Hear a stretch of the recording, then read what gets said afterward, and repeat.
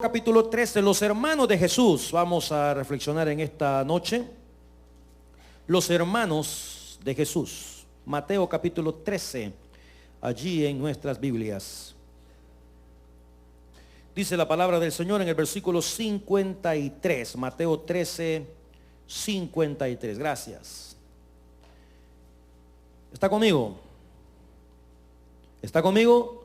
A eso es. Dice la palabra: aconteció que cuando terminó Jesús estas parábolas, se fue de allí, y venido a su tierra, les enseñaba en la sinagoga de ellos de tal manera que se maravillaban y decían: ¿de dónde tiene esta sabiduría y estos milagros?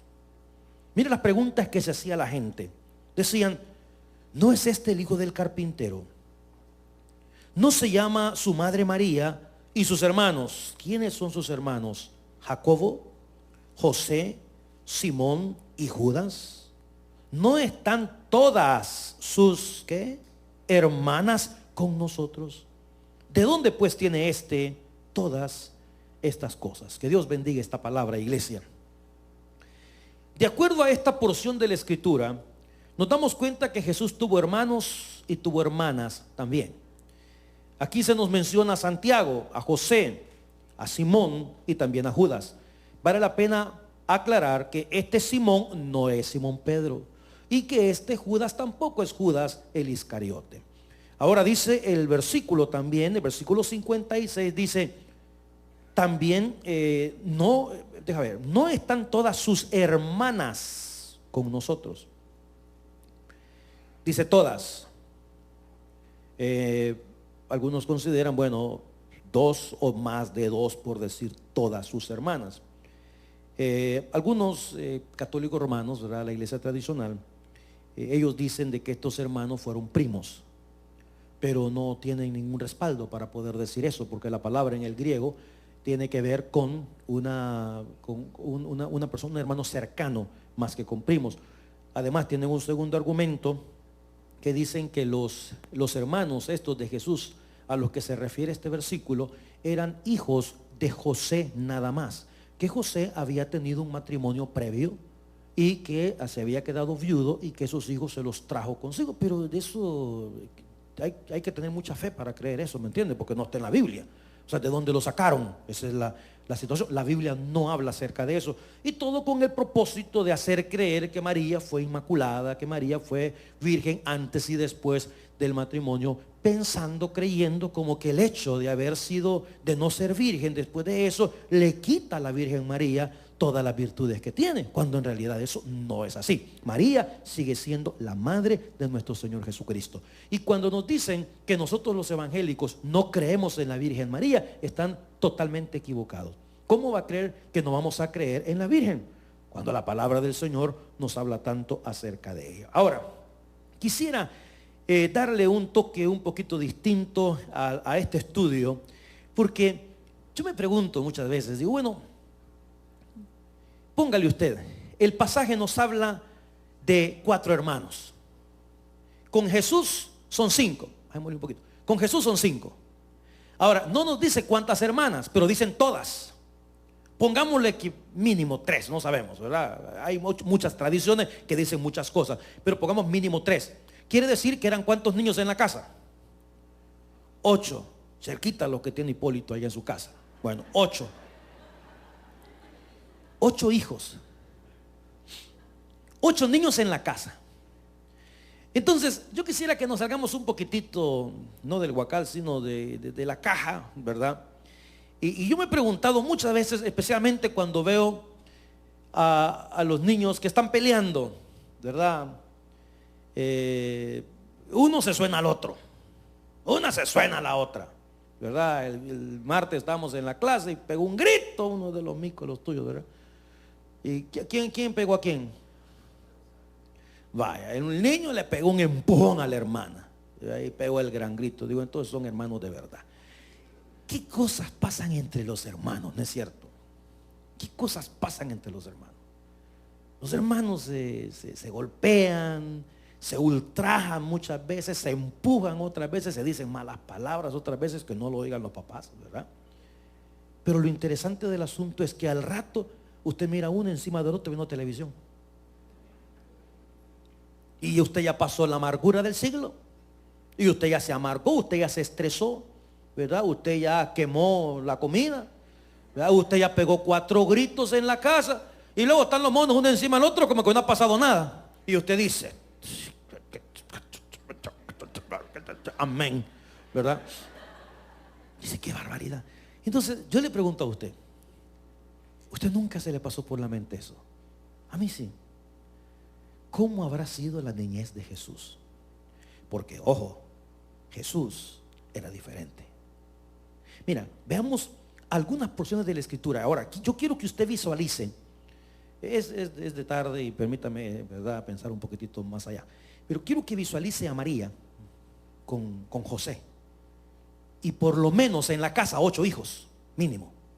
Hermanos y hermanas. Pero hay uno que usted sabe y que José sabe que es especial. ¿Por qué es especial? Veamos una razón. A mí se me hace fabuloso, miren. Yo creo que es Lucas 2:13, porque yo puse 2:13, pero no puse qué capítulo, qué libro. Mire lo que dice Lucas 2:13, a ver si caemos ahí, cabal. Sí, así es. Y repentinamente, sí, Lucas es. Dice la palabra, y repentinamente apareció con el ángel, escuche esto. Nace Jesús y repentinamente aparece con el ángel otros angelitos. ¿Cuántos? Una multitud. ¿Y qué hacían? Alababan a Dios. ¿Y qué decían? Dígame, ¿qué niño después de Jesús le ha pasado esto a usted? A ver. Si nosotros más lo que asustamos al doctor cuando salimos. Y mire lo que dice la palabra. Decían, gloria a Dios en las alturas, en la tierra paz, buena voluntad para con los hombres. Sucedió que cuando los ángeles se fueron de ellos al cielo, los pastores se dijeron unos a otros, pasemos pues hasta Belén, veamos esto que ha sucedido y que el Señor nos ha manifestado. Vinieron pues corriendo apresuradamente y hallaron a María, hallaron a José, al niño todavía acostado en el pesebre. Y al verlo, dieron a conocer lo que les había dicho acerca del niño. Y todos los que oyeron se maravillaron de lo que los pastores les decían. Ahora imagínate, usted sabe, hay un anunciamiento, el ángel dijo quién es esta criatura que van a nacer. José no quería tomar a su mujer porque había salido embarazada y ya no tenía nada que ver con el asunto. La mujer le dice, es del Espíritu Santo. Y José dice, ajá, así como dice la Pati, vea que ya se fue Pati. Si ya se fue a casar la patita, imagínese usted, ¿verdad? Entonces José le dice, ajá, del Espíritu Santo. Gracias a Dios que se acabó. Eso fue nomás un caso único, ¿no? Porque todos estarían diciendo, no, eso es del Espíritu.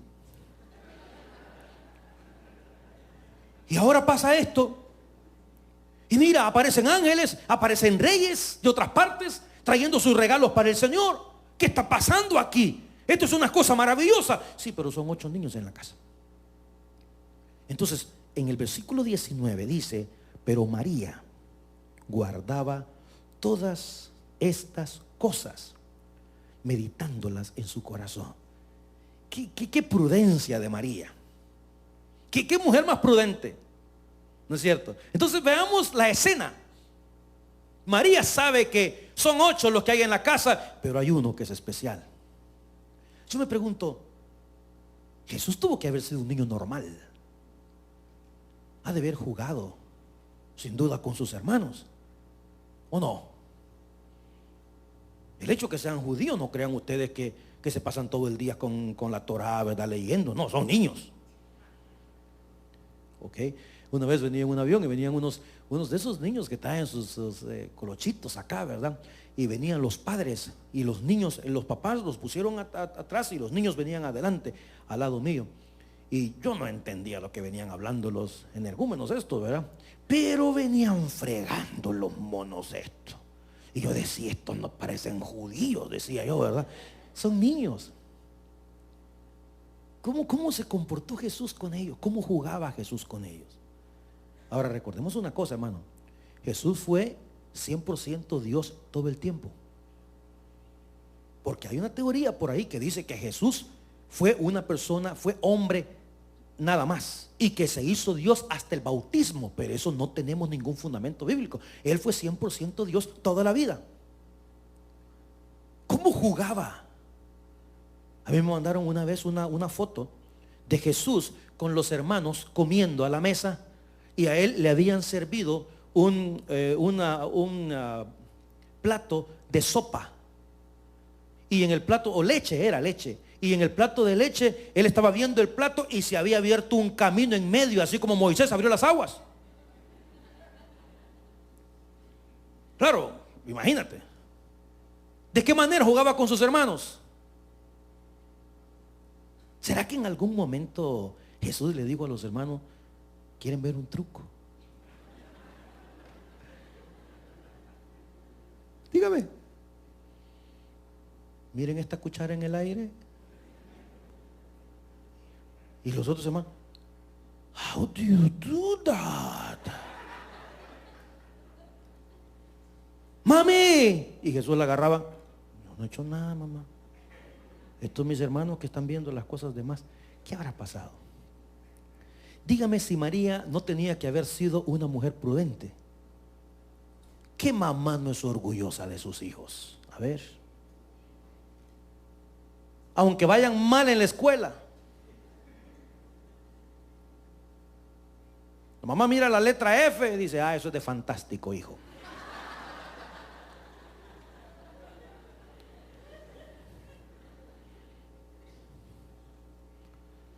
Va aplazando todas las materias y la mamá dice: sí, pero en educación física, viera qué bueno ha salido el muchacho.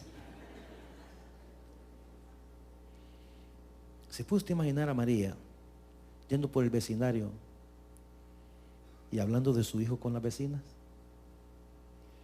Porque todas las mamás hacen eso. Cuando se reúnen las mamás, ¿verdad? Cuando tienen hijos de la misma edad, platican de cómo son los micos. Y el mío, usted que mire qué tal cosa, y el otro mío qué tal otra.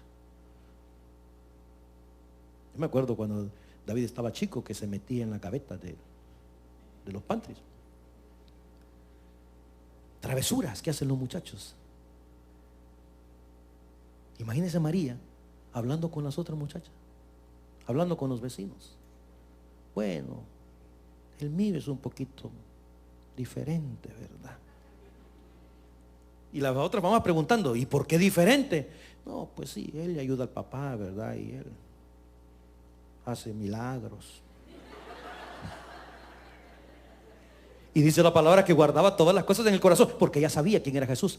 Ahora imagínate cómo hacer María para mantener la estima de los otros 7 hijos, sin que se dieran cuenta que este es especial. Pero ella, cada vez que lo veía, ¿quién podía olvidar la multitud de ángeles? ¿Quién podía olvidar el anunciamiento? María, bendita entre todas las mujeres. He aquí la sierva del Señor.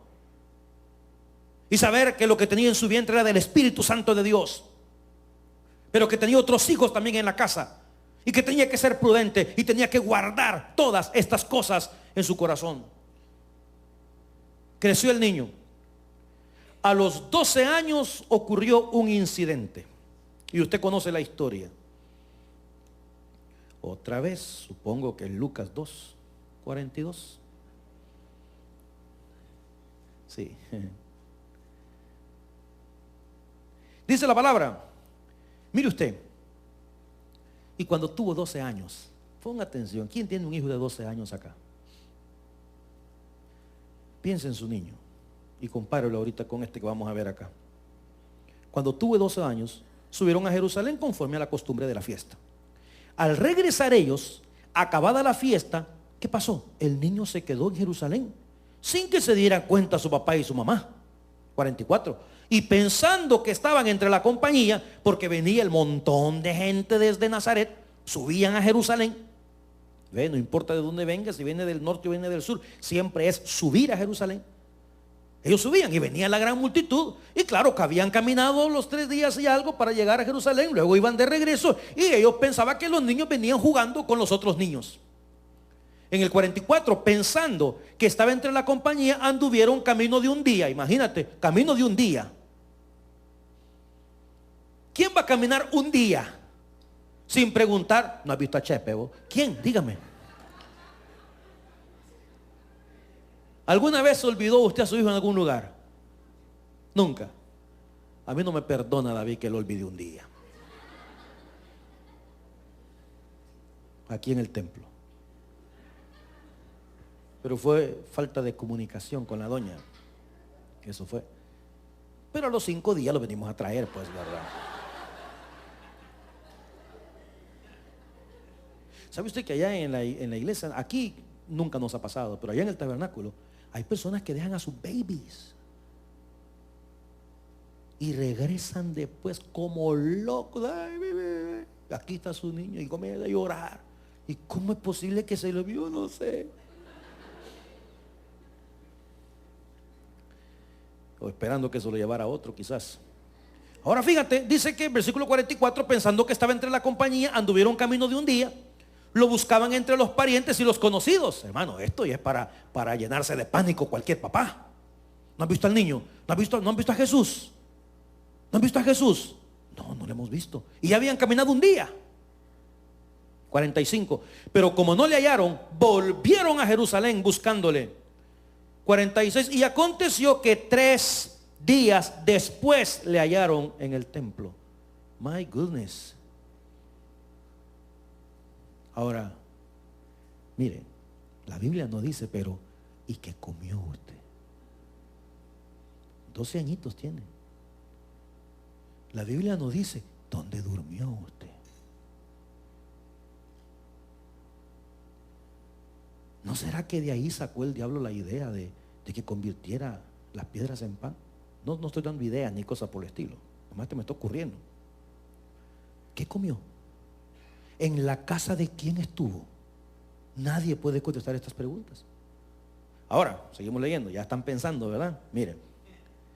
Dice el versículo 46. Aconteció que 3 días después le hallaron en el templo, sentado en medio de ¿quiénes? De los doctores de la ley. No se quedó jugando chibola.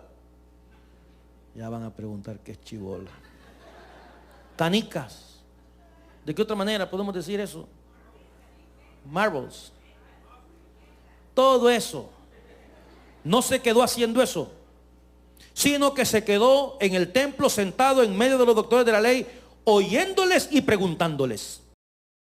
Esta fue una sesión de preguntas y respuestas con un niño de 12 años. 12 años hablando con los doctores de la ley. Dice 47, y todos los que le oían estaban maravillados de su inteligencia y también de sus respuestas. Cuando le vieron, se sorprendieron. Y le dijo su madre, hijo. Ese hijo, hermano, lo leemos hijo. Pero ¿cómo habrá dicho la mujer? ¿Qué grito habrá pegado? Hijo, ¿por qué nos has hecho esto? He aquí que tu papá y yo te hemos buscado con angustia.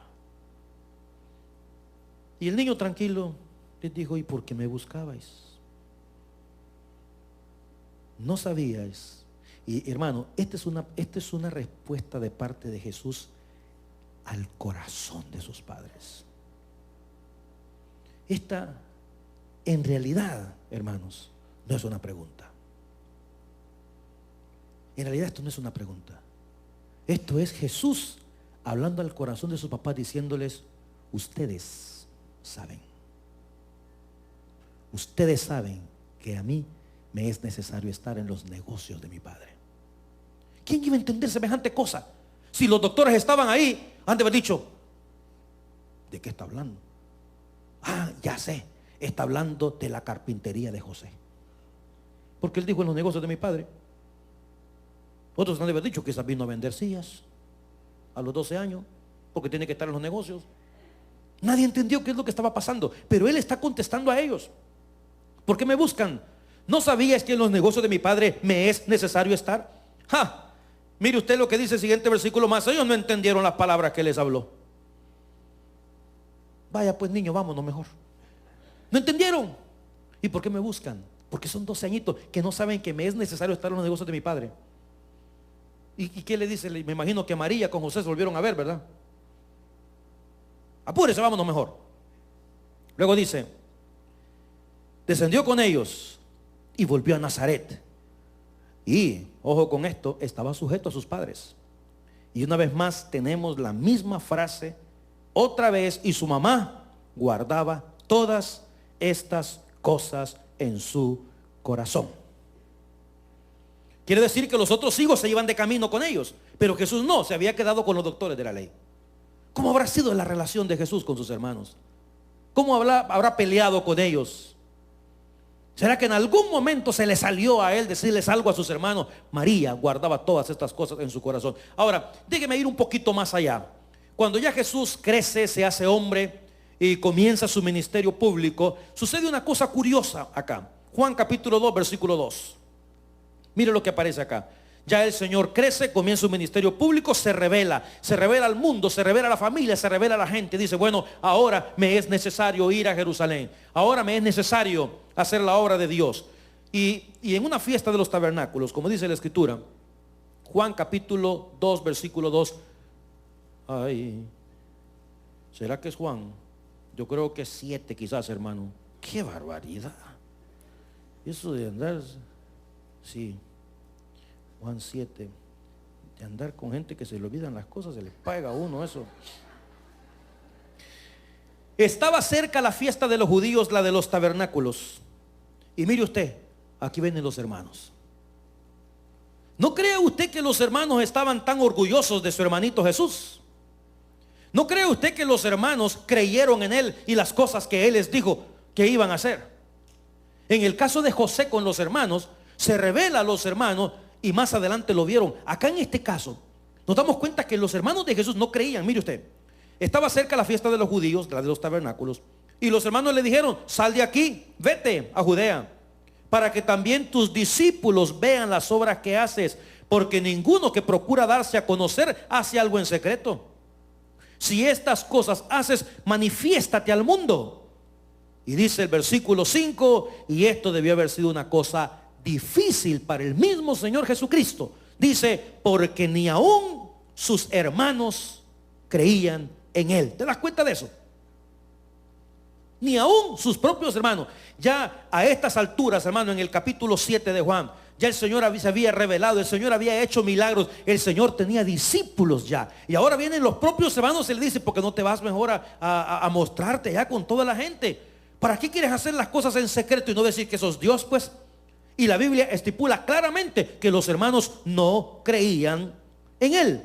Él les dice en el versículo 8, vayan ustedes, yo no subo todavía a esa fiesta porque mi tiempo aún no se ha cumplido. Y habiendo dicho esto, no fue, se quedó en Galilea. ¿Se da cuenta usted de lo difícil que resulta muchas veces tener en la casa personas o convivir creyentes con no creyentes? Eso es duro en una casa. Por eso insistimos tanto nosotros, especialmente los solteros, los jóvenes de la iglesia, que se fijen bien con quién van a unir sus vidas, que se fijen bien con quién se van a casar. Tiene que ser una persona cristiana, especialmente si usted ama a Dios, hermano. Si usted ama a Dios, si usted ama la iglesia, usted ama las cosas del Señor, no se puede dar la desgracia, porque no es el lujo, la desgracia de unirse a una persona que no conoce a Dios. No puede hacer eso. Es una vida de desgracia en realidad. Compartir la vida, tener en la casa creyentes y no creyentes, es difícil eso. Unos quieren una cosa, otros quieren otra. Unos quieren hacer relajo, otros quieren leer la Biblia. Y Jesús tenía este caso en su propia casa. Sus hermanos no creían en él. Imagínate que él se declara como Jesús, se declara como Dios. Ahora, veamos la posición en la que estaba María en este entonces. Se cree que para este entonces ya José había muerto. Ahora mire usted la posición de María. Los hermanos no creen en Jesús. María sabe en lo profundo de su corazón quién es él. Pero a pesar de eso, no creyeron. Ahora quiero hacer un paréntesis con relación a esta situación de vivir con gente que no son creyentes. Hay algunas personas me han escrito por internet y me dicen, pastor, yo soy una mujer cristiana evangélica, cometí el error, conocí a un hombre que no es cristiano, me uní a él, me casé con él y hemos vivido una vida de perros y gatos, una vida de desgracia desde que me casé con este hombre. Entonces ella dice, ¿cómo vería Dios mi divorcio? Quiero que echemos un vistazo a 1 Corintios 7, versículo 12. Cuando un creyente está viviendo con una persona que no es creyente. De hecho, por lo menos en mi Biblia, el capítulo 7 de Primera de Corintios dice problemas del matrimonio. En pocas palabras, problemas de la vida diaria. ¿Cierto o no? Problemas del eterno sufrimiento. ¿Cuántos dicen amén a esta palabra? ¿Cuántos prefieren callar porque tan pronto lleguen a la casa se lo suenan? Fíjate, 1 Corintios 7, versículo 12. Ahora, notemos una cosa.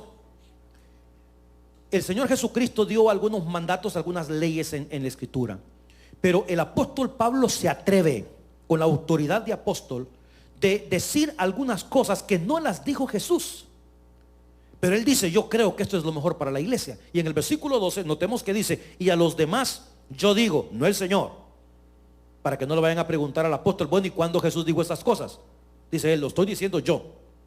Si algún hermano tiene una mujer que no sea creyente, pero la mujer es inconversa y consciente en vivir con él, ¿qué es lo que debe hacer el hermano? No la abandone. Digo porque hay algunos pastores que son de la ultraderecha que le dicen a la persona, mire, una vez una hermanita, su pastor le dijo, la Biblia dice que no le tire las perlas a los cerdos, y su marido es un cerdo porque no es creyente. Entonces, ¿qué es lo que debe hacer? Déjelo. Eso no puede ser cuando la Biblia está diciendo otra cosa. Si usted es creyente y su mujer no es creyente, pero ella consiente en vivir con usted, la palabra es bien clara. Dice, no la deje. No ande buscando usted excusas para dejar a la señora. ¿Ok? Porque hay algunos, porque esto pasa, algunos creyentes que tienen mujer que no es cristiana, ahí en la iglesia, yo como quisiera tener una mujer que amara al Señor, pero como la que tengo, ni modo, ¿verdad? No se queje de eso. ¿Ok? Ahora, yo entiendo que algunas veces las personas no conocen al Señor, se casan y luego con el correr del tiempo uno de los dos conoce al Señor y la otra persona se queda atrás. Pero dice la Escritura, si consciente, quédese con él o con ella. 13.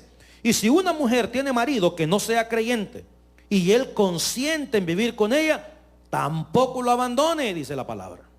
No lo deje. Porque el marido incrédulo es santificado en la mujer y la mujer incrédula en el marido. Pues de otra manera vuestros hijos serían inmundos mientras que ahora son santos. Escúchame esto. ¿Qué significa eso? Ponga atención. No quiere decir que el inconverso es salvo. No, señor. Lo que quiere decir es que por la influencia suya como cristiano, como cristiana, puede hacer que el hombre venga y que la mujer venga a los pies de Cristo Jesús. A lo mejor no va a ser pronto, quizás más adelante, pero la Biblia manda a dar testimonio. Dé buen testimonio usted a su esposo, dé buen testimonio usted a su mujer. Un día un hombre me dijo estas palabras. Me dijo, pastor, me dijo, yo no voy a la iglesia hasta que mi mujer me demuestre que verdaderamente es cristiana. Está equivocado el hombre, ¿ok? Porque la verdad que a la iglesia no se viene por eso, pero tiene cierta razón.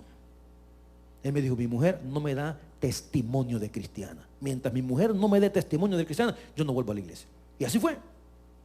Entonces, ahí está diciendo el Señor, el hombre se puede santificar, la mujer se puede santificar. No lo abandone, quédese con él. Siga adelante. Usted viene a la iglesia con sus hijos arrastrándolos, pues ni modo. El hombre no quiere venir, pero tampoco se opone. Y mira, yo conozco maridos, aquí cuando yo me voy, yo los veo ahí en los carros esperando a las mujeres. Ahí están, ahí los paso saludando. ¿Qué pasó, brother? ¿Cómo está la cosa? Aquí, pastor. ¿Cuándo va a entrar? Le digo. Un día de estos. No, al cielo, le dije.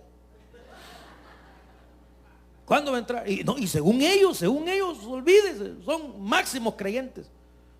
Un día le dije, y ahí una plática rapidita, le digo, brother, el día que venga Cristo, su mujer se vira al cielo y usted se va a quedar.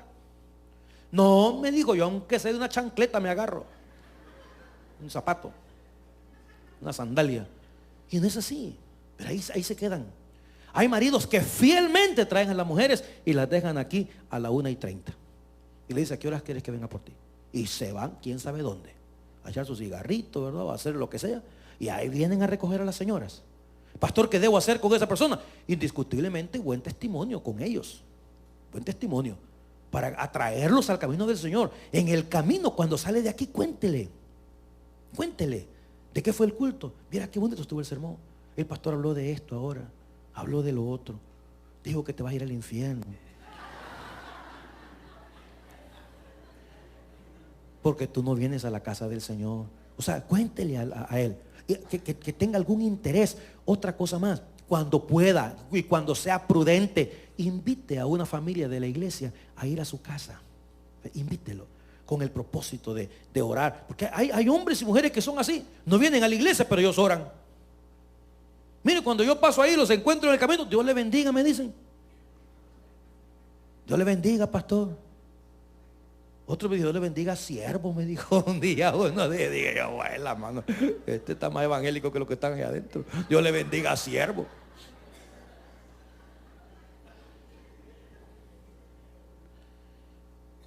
Bueno, entonces claramente estipula la palabra del Señor: no abandone a la persona, no abandone al hombre ni a la mujer. Usted es creyente, él no es, manténgase ahí. ¿Ok? Ahora, mire lo que dice más adelante.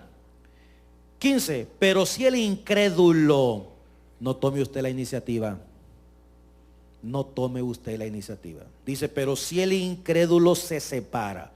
Si el hombre que es inconverso pues sabe que no se puede vivir contigo, que tú eres esto, que tú eres lo otro, pues yo me voy. Entonces, ¿qué es lo que hay que hacer? Sepárese. Pues no está el hermano o la hermana sujeto a servidumbre en semejante caso, sino que a paz nos llamó Dios. Y eso es por aquellos hogares que parecen perros y gatos, man. Se la pasan peleando toda la vida. Ahí en esa casa no hay paz. Usted entra ahí y siente una gran vibra que está en esa casa fuera de lugar. Y usted que algo está fuera de lugar aquí, en esta casa. Porque se da cuenta que hay otros hogares que usted entra y sienta paz, siente paz. Hay hogares que usted entra y dice, ay, qué rico se siente aquí. Hasta huele a esas cosas que ponen de, ¿cómo se llama? Saumerio, ¿cómo se llama eso? Incienso, a eso, ¿verdad? Y usted dice, qué rico. Pero hay otras casas, hermanos, que Dios guarde. Usted entra con solo ver las caras. Nos invitaron a comer un día en una casa. Y qué barbaridad. Había habido un pleito ese día en la casa, pero ya la invitación ya estaba hecha. Y yo llego, ¿verdad? Y veo la cara de la señora. Adelante, pastor. Y dije, Y luego el hermano, pase, pastor, lo estábamos esperando, así viendo para abajo, ¿verdad? Y le dije, ¿estás seguro, brother? Sí, pase. Y luego, decirle a tu mamá que le sirva allá, por favor. Y ellos no se hablaban.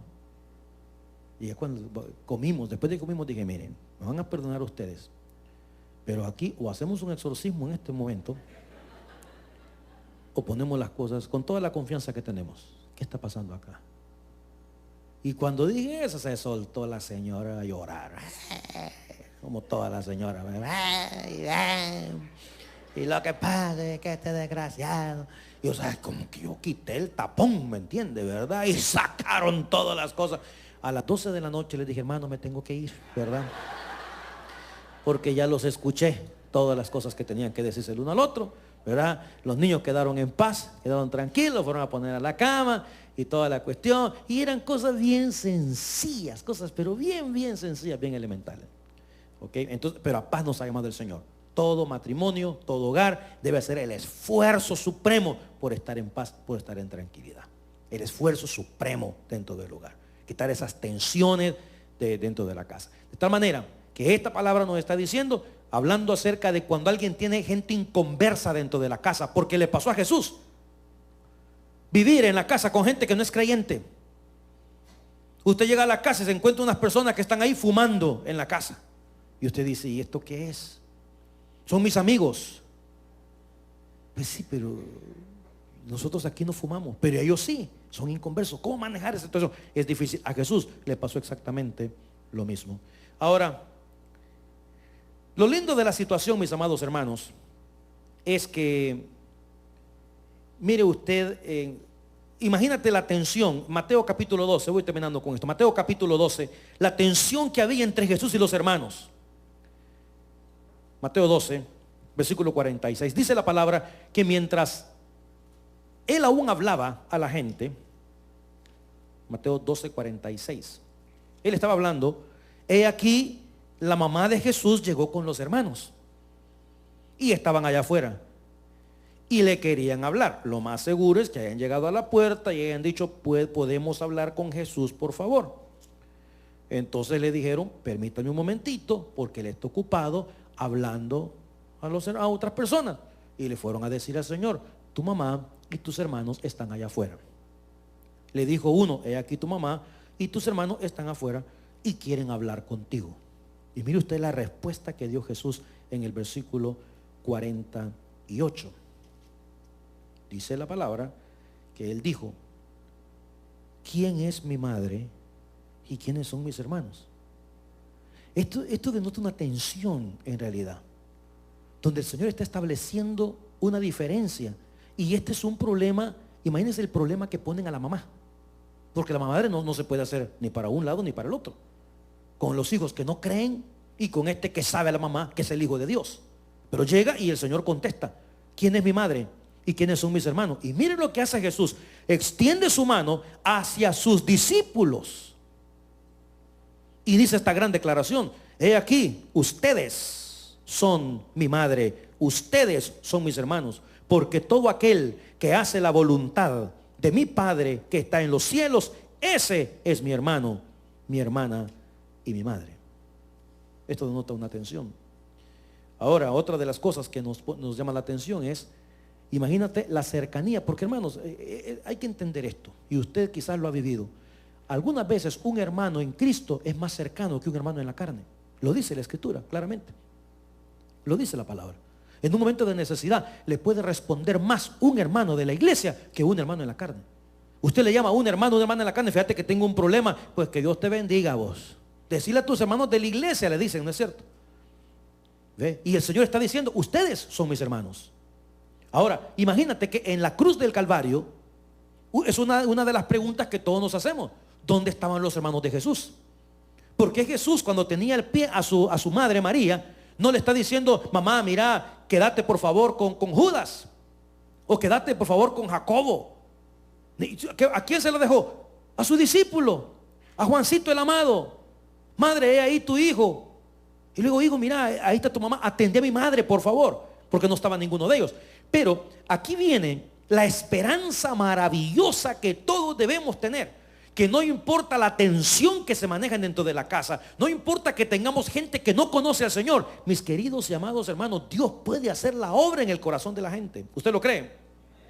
Dios puede hacer la obra en el corazón de las personas.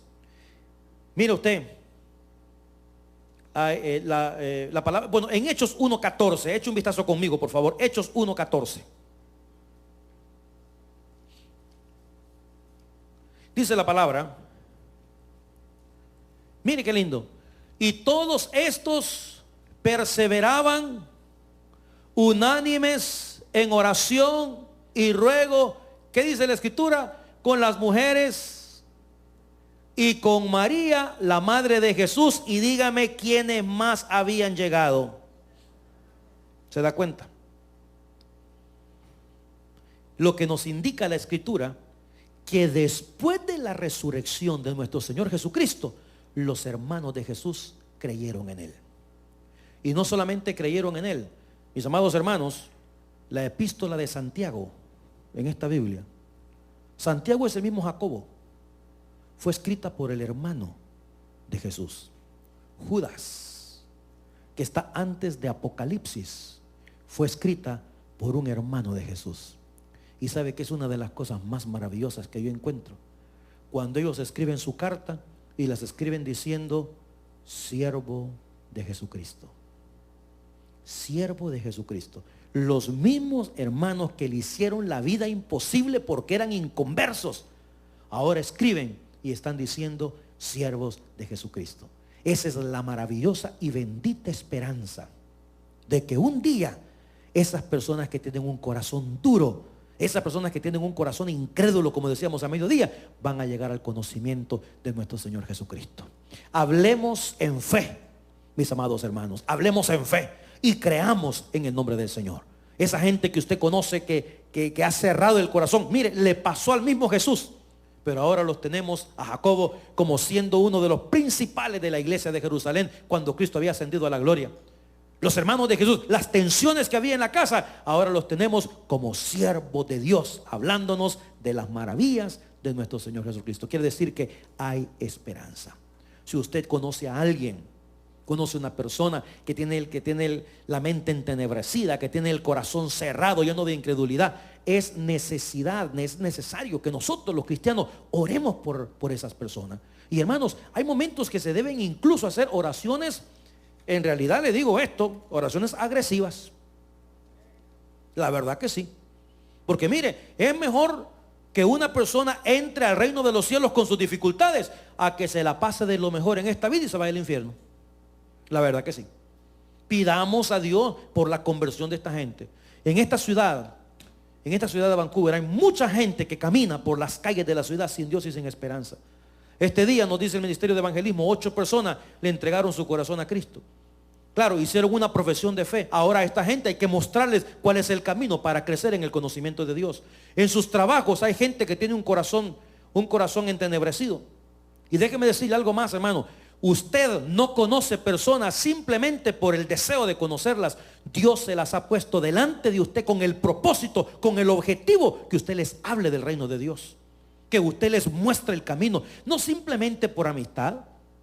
Yo no estoy en contra de la amistad, pero hay mucha gente muy socialita, mi hermano, muy socialita, que yo te visito, que tú me visitas, que yo te veo, que tú me miras, pero jamás se dignan a hablar del evangelio, nunca.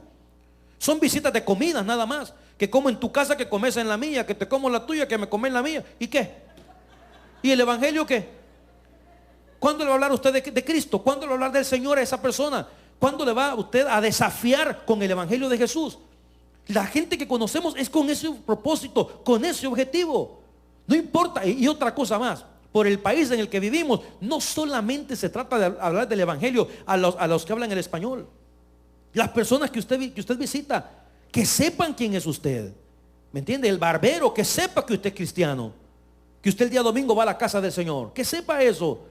La gente con la que usted se mueve, su jefe, las personas de su casa, que sepan de su trabajo, que sepan en su escuela, que sepan que usted es cristiano. Ese es el deber nuestro, porque es la única manera como esta gente va a venir al evangelio. Dejémonos ya de ser tan socialitos con tantas personas que tienen. Usted se enorgullece de que ya tienen su Twitter o tienen su Facebook no sé cuántos seguidores. Ay, mira, soy bien popular. Ay, qué chiste, que bien popular. ¿Y el evangelio qué? Me cae mal. Yo no soy seguidor de esas, porque me he dado cuenta que el Facebook es para la gente más chismosa que puede existir en este mundo. ¿Ok? La más chismosa, la gente lo sabe. Ahora, le quiero decir una cosa. Se usa para todo, 80 de chisme y 20 de evangelio, ¿ok? Pero yo le digo algo a usted, mi hermano. A veces me doy cuenta yo de personas que dicen, estoy tomando café. Y yo estoy platicando con la persona y me dice, mire, fulano está tomando. Y digo, a mí, ¿qué me importa que está tragando café? ¿Por qué no manda un versículo bíblico? Y otra cosa más, no le mande el versículo a los miembros de la iglesia. Esos tienen la Biblia completa. A la gente inconversa mándeselo, o mándeles un pensamiento cristiano. ¿Ok? Está bien si uno los quiere atacar con evangelio a tal grado que lo vayan a aborrecer a usted, pero busque oportunidades, busque manera, busque forma de poder llegar con esa palabra.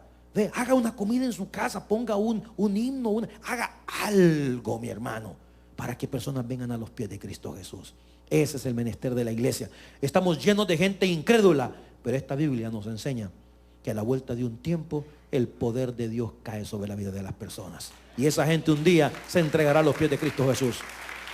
En el nombre del Señor, corazones, esos corazones duros que tenemos en la ciudad, esa gente ojalá, mire, y aquí se levanten personas, especialmente aquellos que son profesionales, que son profesionistas, que puedan hacer alguna asociación de profesionales latinos o lo que sea, y puedan conocer a otros profesionales, a esa gente que vende casas, las personas que venden seguros, personas que venden carros, puedan hacer ese tipo de situación. Y en un momento determinado, mire, hay cantidad de gente. Hermano, mira, cuando Luis Palau o Alberto Motesi o algunas de estas personas viajan a otros países, ¿sabe qué hacen? Reúnen a los gabinetes de Estado, mi hermano. Y así es como esta gente ha conocido al Señor. Reúnen hombres de negocio. Y viene esta gente y escucha la palabra del Señor. Y así se les predica el evangelio a esta persona. Pero tenemos que avivar. Todos estamos preocupados en lo que tengo que hacer mañana, lo que tengo que hacer pasado mañana. Pensemos en el evangelio. Repito, ojalá que hombre de negocio. Mire, hace muchos años, algunas mujeres deben recordarse que nos fuimos a un hotel. Se invitaron a mujeres de negocio, llegaron las esposas de embajadores y se hizo un desayuno excelente. Las personas encargadas buscaron el montón de cosas de diferentes compañías, de crema, de esto, de lo otro, y se les regaló a estas mujeres una bolsa que costaba como $200. ¿Quién no ve? Las mujeres les encantan esas cosas. Tremenda actividad. Verás cuántas personas vinieron a los pies de Cristo. Es maravilloso cuando pensamos en alcanzar a otra gente. Ve, a un médico le alcanza un médico, a un ingeniero le alcanza otro ingeniero. Alcancemos a las personas para Cristo, que sepan, que conozcan. Mira, Cristo es lo máximo que le pueda pasar en la vida de un individuo. Lo máximo. No es un yate, no es todo el dinero. Hace poco estaban presentando que va a estar en la República Dominicana Luis Miguel, y presentando el hotel donde se va a quedar ese señor, y presentando las mujeres que van a estar con él, y que ha rentado incluso los hoteles que están a los lados para que nadie lo esté vigilando ni tomándole fotos. Tiene todo el dinero del mundo. So what? Pero no tiene lo que usted y yo tenemos, que es una mansión en los cielos. Porque para eso es necesario abrirle el corazón a Cristo Jesús. Cristo es lo mejor que le puede pasar a una persona, y nosotros lo tenemos y lo podemos compartir con otras personas. Amén. Vamos a orar. Démosle gracias al Señor. Padre querido, gracias te damos por tu palabra. Ayúdanos a creer, a confiar y a testificar de las grandezas tuyas, Señor. Vemos por la Escritura que tú mismo viviste con personas que eran incrédulas. Tus mismos hermanos no creían en ti, Señor. Pero qué maravilla que los vemos al final de la Escritura escribiendo libros y diciendo que son tus siervos.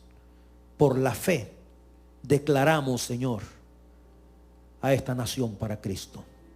El mundo declara que Canadá en unos años será ateo. Para la gloria de Dios, por la sangre del Cordero de Dios, Señor, ayúdanos a hacer la luz en medio de estas tinieblas. Que más personas te conozcan, Señor, en todos lados donde vamos, donde nos movemos, en la calle, en el trabajo. Que conozcan la luz, que conozcan el evangelio, que les resplandezca Cristo, mi Señor. Danos esa fuerza a nosotros. Nos movemos en un mundo de gente incrédula, pero por la sangre del Señor declaramos conversiones, declaramos fe, declaramos arrepentimiento para gloria de tu santo nombre. Mientras todos oramos en esta hora, si usted nunca antes ha recibido a Cristo, pero usted lo quisiera hacer en esta noche, yo le invito para que le abra su corazón a Jesús y lo reciba como el Salvador de su vida. Si hay alguna persona que quiere recibir a Cristo, ahí donde está, levante su mano. Alguna persona que dice: pastor, yo quiero entregarle mi vida al Señor. Venga Jesús.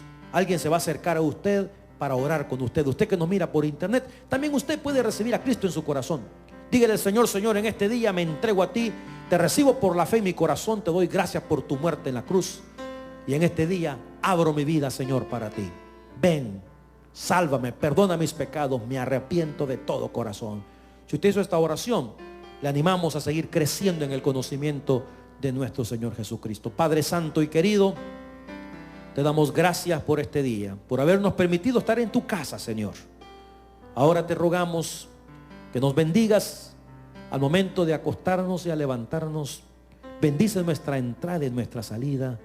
Bendice a nuestros hijos, nuestros matrimonios, los ponemos en tus manos, Señor.